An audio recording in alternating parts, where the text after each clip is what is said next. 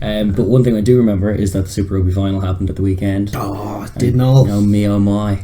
It was a Crusaders slam. It was the 3 in a row, and it was a very, very impressive shutout of probably the most dangerous looking team in the tournament this year. Yeah. So it was a champion performance from the champions. And, it was like it was an old school game of finals footy in the Dew in Christchurch, and one of the things that we had factored in was we did talk about the element that home advantage was going to give, and I actually think that you can't say that the Jags were affected by sort of jet lag or travel or illness or depletion in that way. I mean, they were very physically there for the fight. Yeah, the pack was impressive. They looked sharp. They were playing like they've been playing all season, but just that little bit of dew and that little bit of more wintry conditions that the Christchurch game had. It was a clear night, but there was a wet ball. You could see the damp in the air through the screen. That definitely impacted them. But no, first and foremost, you have to talk about how good the Crusaders were. Mighty Crusaders, they've earned their reputation as the scariest side in that competition for quite a good reason, and it's just they're very intimidating to play against. Themselves and Saracens are the most organised club machines that are going on in the world right now, and they're playing just some inspired,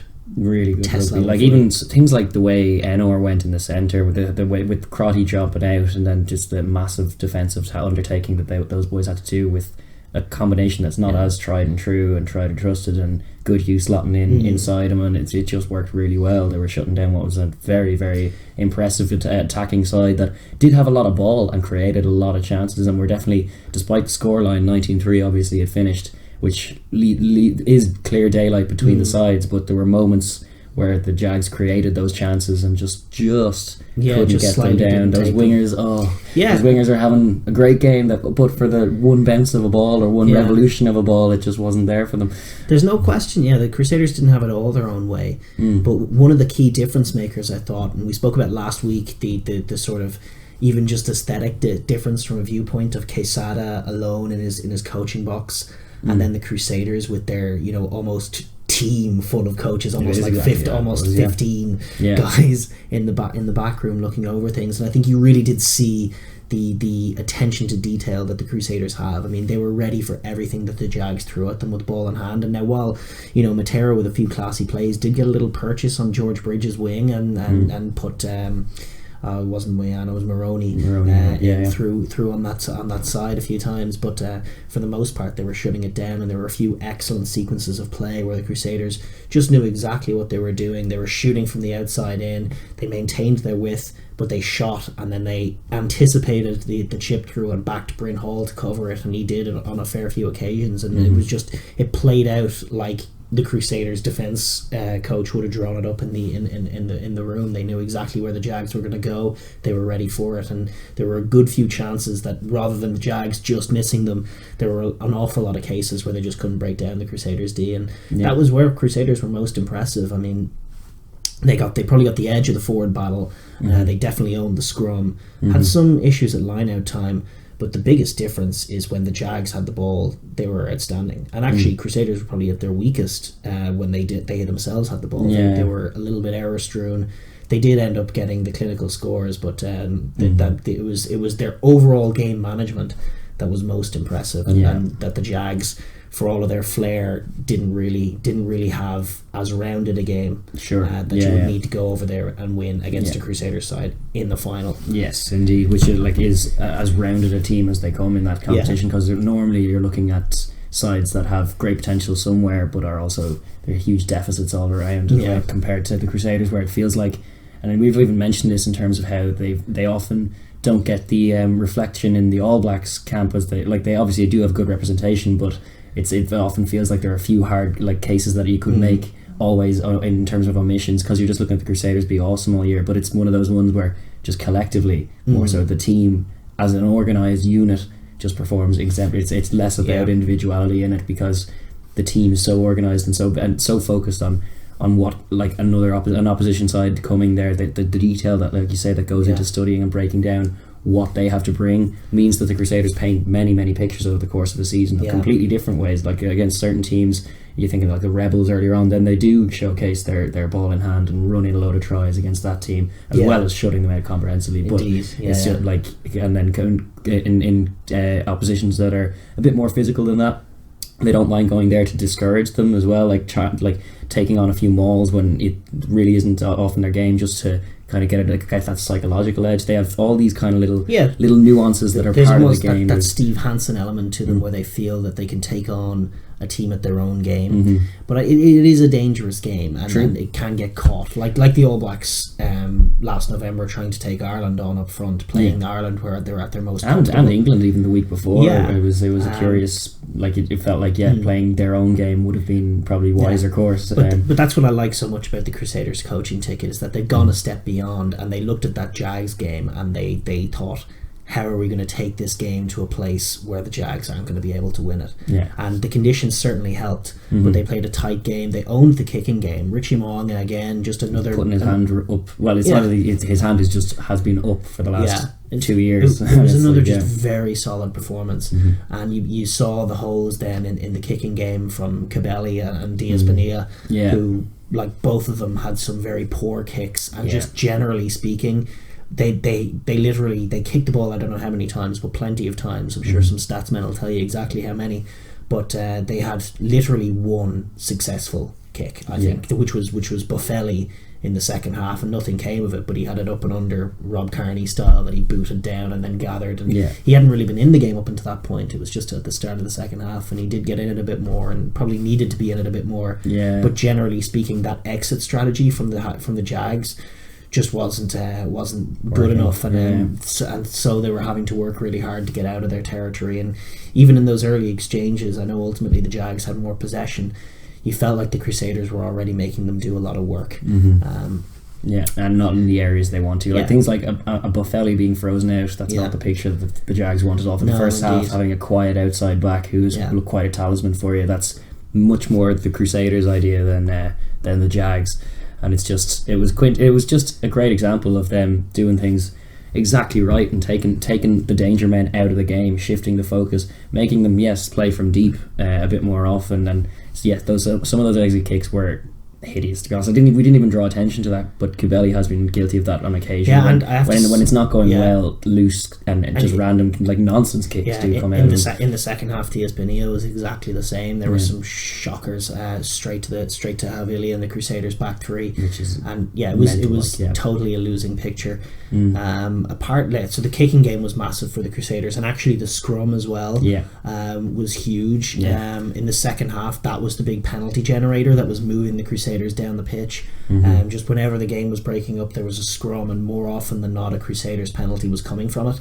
It's very tough to win in that, with that being the circumstance for any team. When a scrum gets that level of dominance, normally that's the winning of the game. This is a concern for Argentina ahead of the World Cup. For Ledesma, like, he needs a tight head who can lock down a scrum big time, because there's not one. There hasn't been. That's been the one weakling. Like, looking at the Jags team when it was named a few years ago as a pro, like, you're thinking this is absolute fire, but where are the props these days? Like, I'm considering that is the traditional strength more so. Like, we are, like, in the more modern iteration of Argentinian rugby, I'm associating with wingers and wonderful footballing play, but it's not to forget that where they came from is like that monster pack that no one wanted to scrum down against. And like Mike Ross in his book has a little passage on just how tough it used to be to face the Argentinian scrum, and how they used to spearhead it through the hooker a bit more, and they had a Marcus de Gersa, and you're thinking of, and Ledesma even, they're proper elite level props.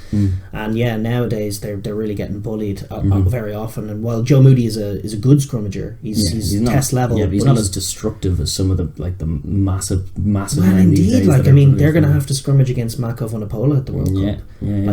Like if I'm Ledesma ahead of the World Cup, I'm thinking I need a tight head who can lock down my scrum, and I need to pick Nicolas Sanchez now. They've drafted him back into the squad from Europe. They need to pick Nicolas Sanchez, and they really need him to hit the form of his life, because when he is on form, he's up there with those. He belongs in the conversation with your Sextons and your Farrells and your Barretts and your Mo'ungas and Pollards now. But when he's off, he can be a little flaky. And I think for the picture to come together for Argentina, I think you saw in this Jags team a lot of what they can do and how great they are, and then you saw in this final where it's going to fall short. Stuck, so hopefully they can solve those two problems. But from the Crusaders' perspective, it was very positive, and very positive broader, even from an All Black perspective, just because I thought two guys in Sam Whitelock and Matt Todd, who have big reputations but had been stuttering a little bit in the run into the season, certainly not putting in the performances you'd associate with them. They were massive. Matt Todd especially. So that turnover play that led to the try, wasn't it? Which was Whitelock streaking up the wing. That was an awesome play. And like a proper number 7 and getting in the middle of that messy maul and coming away with the ball. I tell you, rewatching that game, I mean, just with the 7 head on me, it was a day for flankers. Sure, Pablo Matera got man of the match, but if he didn't, it could have gone to Matt Todd. Everything he was doing, like, this is what you talk about your issue with the likes of Sam Cane and Artie Sevilla. Artie Sevilla has been great this year, but just those little plays and Matt Todd is just full of them, that just make everything harder at the ruck for the opposition. And he was just full of them. He was at every ruck in offense. Whenever there was a sniff of a turnover, he was coming in. On defense, in the defensive breakdown, I don't know how many times it was like 7-0, but there was always enough there that the ball was scrambling, and he was just constant. Being a nuisance, which is exactly the job description of your number 7. Very effective. It does annoy me when you get like people picking big ball carrying players as 7s instead, because it's completely not what the position's for.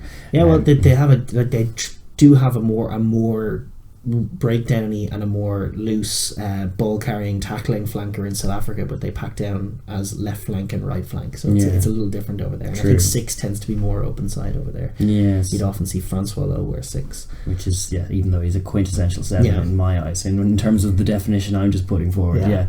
But Matt Todd was writing the book on it in that game. He really was. It was a picture of really good, like, just playing like the most annoying player for the opposition, particularly the opposition scrum half. Like, I just makes it an absolute nightmare. And I remember, like, I used to play in scrum half, and it was your worst nightmare when a 7 was on it, as Matt Todd was, because it just makes everything slower, more sloppy. Means that you have to commit or try and get more of your forwards to commit to rucks just to clean it up, which means there are fewer men out wide, and it's still slower. And meanwhile, as well as that, the 10 is getting hounded off every Cavelli as well. And exactly. There was this Matt Todd. It was a perfect 7s performance, and he, like we said last week on the show, kind of needs a big game. That we were saying that was one thing that had to come good for the, because they lost. We have Scott Barrett was out, and the centres were going to be missing their talisman in Crotty, and there was a lot of disjointedness, and we were saying it would be very helpful for Matt Todd to step up and be a senior man making massive plays from the 7 shirt, and that's exactly what happened. And Sam Whitelock as well was a really great enforcer from the row, and had loads of class subtle touches himself. He's a wonderful as well footballer. As just this front row from the Crusaders scrimmaged well, but they scrimmaged really well as an 8, and the second row was massive in that as well. I think actually the reason, I'd be curious to ask, but I think the reason Dunshee came straight in ahead of Romano might have been that scrummaging lockdown, because they obviously saw it as an area that they could attack, and really an area where they had clear dominance over the Jags, and that came to fruition big time. And certainly it was quite a French even approach to doing the scrum for penalties and get some position, and there's wisdom in it. It was clever and it worked, and while it keeps working, it's a good way to just suck the life out of it. A visiting team, a travelling team, you're just having to scrum down and then penalty and have to march back towards your own line, and then we do a line out. I get the impression, this is sort of more big picture talk ahead of the World Cup, but I get the impression that if the All Blacks are to win the World Cup this year, because we know things have narrowed down, and the idea of them just being an unstoppable attacking force is somewhat diminished, but it's gonna be, if they win it this year, it's gonna be kind of like that. It's gonna be defensive nous and chops, really great technical forward play, playing the game in the right areas in the right ways, figuring out their opposition, and then in tight games where they figured out how to shut down their opposition when the chance comes, showing their class.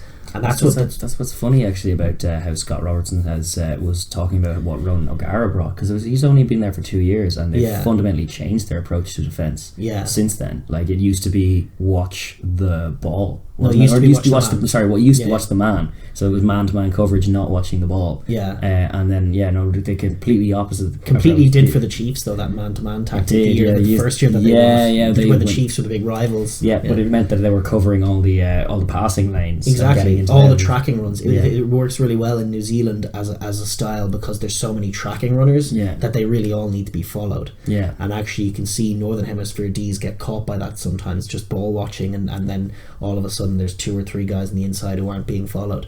But conversely, and it seems to make a bit more of a sense out of it, just in terms of just cohesive unit defending to watch the ball and all be aware of it. But it's an interesting innovation, because they were always a defensively sound team anyway prior to that, but just see their approach change, flip 180 and go a different way. They're a constant learning machine that is a brain's trust, and it is kind of like we were building this last year or last week as like kind of the end of that era, or the end of this era, because Scott Robertson's red hot favourite for the All Blacks job now after, and how can he not be 3 Super Rugby titles in a row? So he more than likely will be gone. Ron O'Gara is definitely gone. Brad Moore is definitely gone. So that's already a healthy chunk. Not to mention, ticket. If Scott Robertson gets the All Blacks job, there's every chance he'll take a couple of guys with him as part of the backroom staff, very likely. So that'll all be that as well as some key retiring players moving on as well. So it is very good that they secured 3 in a row and got that legacy, because they are worthy of it, and it's been undeniable all the last 3 years just that the Crusaders are on a different level, different planet, and it was even exacerbated more, highlighted more in the last 2 years rather than this one, when there were things like the Aussie teams being off a cliff and the discrepancy, and so like some of the Aussie conference being way below, like at the top of the Aussie conference being behind all of the New Zealand conference, which was less true this year by far, and there were more competitive games and more teams have improved overall. Things like even though it's come at the expense of the Western Force, but the Rebels being improved from just the whipping boys that they always were, that obviously helps a bit as well. And the Jags have been invaluable this season in colouring it in a completely different way and offering a new contender rather than just the scramble being the Kiwi Conference and one of those teams is going to win it, which is what we were pretty much getting for the last 2 years, assuming it's like, well, Crusaders are sitting pretty atop of it, so they're probably going to win again. And it's like, maybe the Hurricanes might do for them, but they're going to have to go to Christchurch. They probably won't. So it was fun that it was just a completely new challenger, a new rival to emerge. I hope it is just that, and a new rival to carry on, and hope the Jags continue this upward spiral. It would help if Argentina can have a bit of good stuff come between the World Cup. The World Cups, that's the thing. But there's no question that it's been great this year, and it's been an unreal Crusaders team that are about to move on. I just think last point before we move on from it, but it's good big picture thought. It's just that the aesthetic of the game and the aesthetic of more of these games does have more of a Northern Hemisphere feel to it. The games between South and North are no longer looking like different worlds. Yes, which was true going into the 2015 World Cup, that it was just like it was a crazy thing, and it felt like there was very myopic kind of viewing coming from mainly from the Northern Hemisphere, going like deluded stuff about how the Six Nations are the greatest comp in the world, and just not giving the Southern Hemisphere its due at all, but also playing a very slow, bludgeoning, not incisive, not really in the spirit of rugby kind of game, and getting caught out and found out in that World Cup, which is the global rugby experiment that happens every 4 years when we decide how is this game played in the here and now at the to the best of our ability. And it seems that little dichotomy that did exist between northern and southern hemisphere has dwindled somewhat, and you've seen that in the last few years, like that example of the All Blacks coming up to play like England and then Ireland and playing a slightly different kind of more Northern Hemisphere style of game, a lot more kicking, a lot more defending, a lot less of what makes the All Blacks the All Blacks. And then conversely, support lines have flooded into the European game and now up into the Six Nations, with Scotland being excellent opponents of it in the Six Nations, just contributing that. I think, but also the resurgent France trying a bit more of that too. But then you I think primarily the big game changers in Europe have been Scotland for one, just in terms of bringing that attacking dimension and getting Northern Hemisphere teams used to playing at that pace. And then my second would be Saracens, just because of what they've done with the ball, the incredible shape and detail that they've brought to their attack. But I think there are more than that. There's things like the inclusion of the South African teams in the Pro 14 adds that other dimension, that other pace, and just that other track to what was previously the Celtic League, where like if it's a rainy weekend in Ireland, it's going to be a rainy weekend across that whole region, so you're just going to see a load of 6-3s. But now you're not, because there's one of the games is happening down in Cheetah's territory and something. Hot summer in Bloemfontein. Indeed, and it's like, fast track and 40 points to 30 points kind of game. So it's the teams have understand the value of attack and the value of tries. So you've seen even teams that are traditionally quite defensive, things like the evolution of Connacht under Pat Lam. All of this has come really post that World Cup in terms of the speed of the game collectively across the board, and even the top couture this year was faster because of Toulouse's resurgence. Was just a faster game all around. So it's like comparing both sides of the equator. Feels like we're all playing the same game now. Exactly, and it's coaching has got more detailed. Everybody is watching every game. Everyone worth their salt is keeping their toes in what's going on everywhere. Indeed, and so we are getting more of a homogenized idea of what the game is, and therefore. The proposition of a Northern Hemisphere winner of the World Cup is, I would say, much more likely than it was 4 years ago. Not to say that New Zealand and South Africa aren't 1 and 2, because for my money that they are. But you're saying the gulf has probably narrowed a little, and that's for the best. But the one thing that is true is that in terms of gulf, the Crusaders are still sitting pretty atop of the Super Rugby pecking order, and sure, there'll be a lot of moving parts and a lot of things to change next year. So who knows if they'll be able to recapture the heights of the last 3 years? Remains to be seen. But congratulations to them. Now is the time to revel in it. It's just an awesome team. It's one of the best teams ever. The Decima. Yes, that's the other one, the 10th ever, which is. Like they don't do stars, but I don't even know how it would feasibly work on the jersey. That's 10 in 24 seasons of Super Rugby. That's awesome. So something tells me that franchise will be okay. I think Scott Robertson and post Kieran Reid, that there is an institution of excellence going on over there, and they're well worth it. And massive congrats and love and respect to the Jags as well for bringing so much to the competition. And now for those boys, it becomes about Argentina, and it becomes about Test footy. And taking that Jags form into the Rugby Championship and beyond is exactly it. So well done the Crusaders, and wish them well. Absolutely. And on that, thanks for watching the Overlap Rugby podcast. If you enjoyed that video, please like down below and subscribe for more videos, and please enter the comments section to join our conversation. Thanks.